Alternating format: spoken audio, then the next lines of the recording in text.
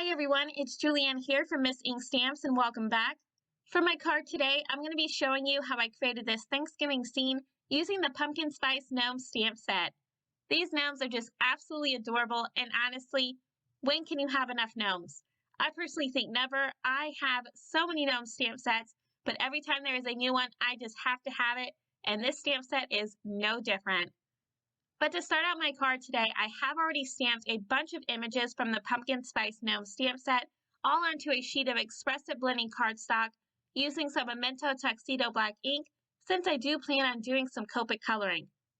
Now for my card today, I'm planning on creating this card to look as though there is a Thanksgiving party going on with a bunch of friends all gathering inside of their pumpkin home.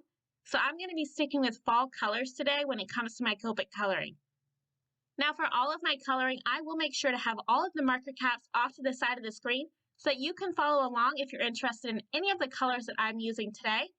And I'm just going to put on some music and I'll be right back.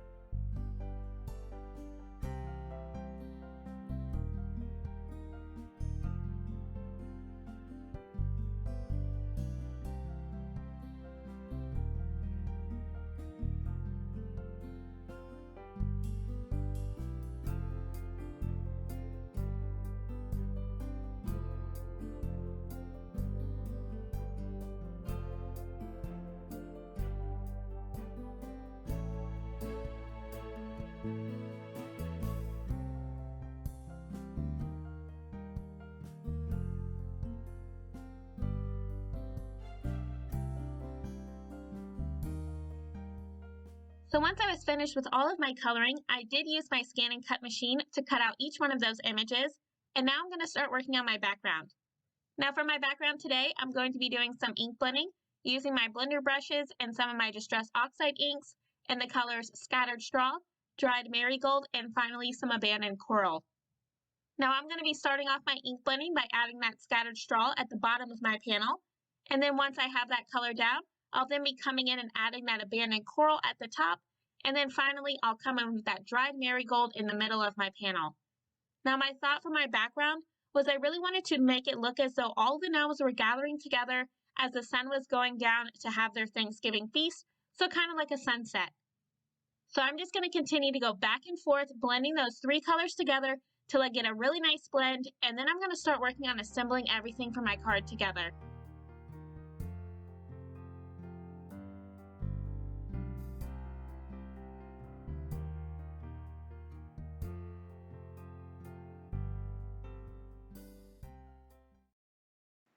Once I have a good idea of where I want all of my images to go on my Thanksgiving scene, I'm going to start working on adhering down that first mushroom, and I really want that mushroom to look as though it's behind the pumpkin house. Since this image has two mushrooms, the larger one and the smaller one, I'm just going to be cutting that in half, so that way I can have the larger mushroom peeking out from behind the pumpkin house, and then I'm going to position the smaller one off to the side like it's peeking around the pumpkin. So once I have both of those adhered directly to my background using some liquid adhesive, I'm then going to adhere my pumpkin directly over those mushrooms, but in order to give my card that little bit of added dimension, I'm going to be adhering that pumpkin down to my card using some foam adhesive. So once I get that pumpkin all adhered, off camera I also adhered the additional mushroom as well as one of the gnomes onto the right hand side of my card, Now again, I adhered that mushroom directly down to my background using liquid adhesive, and I adhered the gnome with some more foam adhesive. Now before I adhere that final little gnome, I'm going to be stamping out my sentiment, and this sentiment is from the Hello Fall stamp set from Honeybee Stamps. I thought it was just the perfect sentiment for this Thanksgiving inspired card. I am going to be stamping that quite a few times since it is on that ink blended background, but once I get that all stamped out, my last step is just to adhere that last adorable gnome using some more of that foam adhesive. This card really reminds me of my Thanksgiving office party that we have each year where we all come together and bring a dish for everyone to share.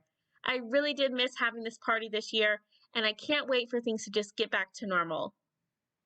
So once I have everything adhered, that's pretty much going to finish up my card. I'm just going to be coming in and adding in those last minute touches.